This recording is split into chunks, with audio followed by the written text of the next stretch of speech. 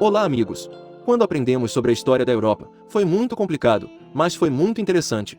E hoje, vou tentar simplificar esse conhecimento, para explorar com todos. Porque a realeza britânica é toda alemã. Nota: todos lembrem-se de seguir devagar para entender com clareza. Antes do segundo século, as ilhas britânicas eram habitadas por tribos indígenas celtas. Por volta de 100 DC, uma parte ao sul, conhecida como Britania, foi conquistada pelos romanos, da cidade de Roma. Apesar de se revoltar muitas vezes, o Celtics ainda falhou. No século V, um chefe local teve uma ideia: obter ajuda de poderosas tribos germânicas. Como resultado, quando a guerra terminou, as tribos germânicas não voltaram para sua terra natal. Eles tomaram a terra do povo celta. Eles estabeleceram reinos e se tornaram o poder dominante. Mais tarde, a interação de culturas, línguas e relações entre os povos deu origem a novas gerações, conhecidas coletivamente como anglo-saxões. Em 867, parte do norte da Britânia foi invadida e tomada pelos vikings da Dinamarca. No entanto, em 929, os anglo-saxões, liderados pelo rei Ateusta, unificaram todo o reino. Em 1066, William I, um normando do norte da França, invadiu e se tornou o novo governante.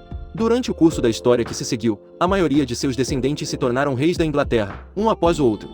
Como antes, os franceses tiveram interações culturais, linguísticas e relacionais com os anglo-saxões, formando novas gerações, conhecidas como anglo-normandas, ou conhecidos coletivamente como os britânicos. A mudança aconteceu apenas em 1714, quando a rainha da Inglaterra, Anne, morreu e não teve filhos. De acordo com a lei, seus irmãos biológicos, de meninos a meninas, seriam os herdeiros. No entanto, nenhum deles ainda está vivo. Em seguida estão os primos mais próximos. Esta linha de herança é numerosa, mas apenas os protestantes estão incluídos na lista. A razão: no final do século XVII, King James II tende a ser autocrático, quer construir uma dinastia católica romana e se livrar dos príncipes protestantes. Depois que ele foi deposto pelo parlamento, foi introduzida uma lei que proibia os católicos de serem reis.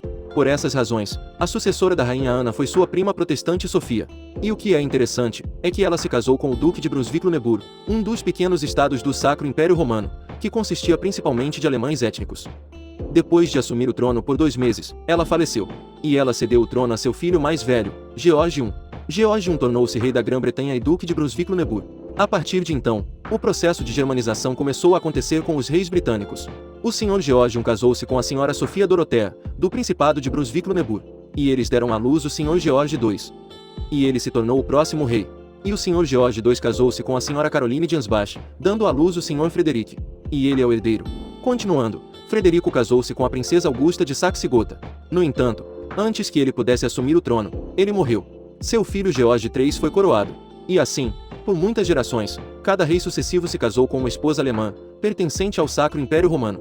Isso contribuiu para que o Reino Unido se tornasse cada vez mais poderoso e politicamente influente. Em 1837, depois de William IV, seu filho George III morreu e não teve herdeiro. Vitória como sobrinha foi feita rainha, inaugurando o reinado mais longo da história anterior do rei Grã-Bretanha. Ela continuou a tradição real, casando-se com um alemão de Saxe-Coburgo. E para expandir sua influência por toda a Europa e preservar alianças poderosas, ela deu à luz 9 filhos. 6 deles eram casados com chefes de Estado na Alemanha. Por exemplo, a princesa Vitória se casou com o herdeiro da Prússia. O filho mais velho remanescente, Albert Edward, casou-se com a princesa da Dinamarca, um dos países com grande influência na época. Finalmente, o filho Alfred se casou com a filha do czar russo. E então, os filhos da rainha deram à luz 42 netos. A maioria deles se casou com reis e membros da realeza europeus.